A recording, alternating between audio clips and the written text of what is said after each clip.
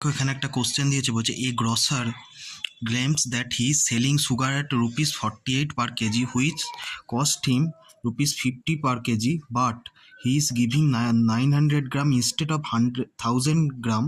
What will be the approximate percentage profit? দেখো, grosser claim করছে কি 50 টাকায় কেজিতে কিনে সে 48 টাকায় বিক্রি করছে। এবার কি হয়েছে, সে কি করছে, যাকে বিক্রি করছে তাকে 900 গ্রামের জিনিস দিয়ে 1000 গ্রামের দাম নিয়ে নিচ্ছে। এবার সিম্পল কি করব, 50-এর সঙ্গে এই 900 গ্রামটা গুণ করব, এই 48টার সঙ্গে আমি 1000 গ্রাম গুণ করব। এবার যদি কাটাকুটি হয় তাহলে আমার অনুপাত আসবে 15:16। এবার 15 টাকায় যদি কিনে 16 টাকায় বিক্রি করে তাহলে ওভারঅল প্রফিট কত করছে, গ্যাপ কত, 1, বেস হবে কোনটা, 15, তাহলে 1/15 মানে কত, 6.66%। তার মানে অপশান ডি এটাই এর কারেক্ট অ্যান্সার হবে।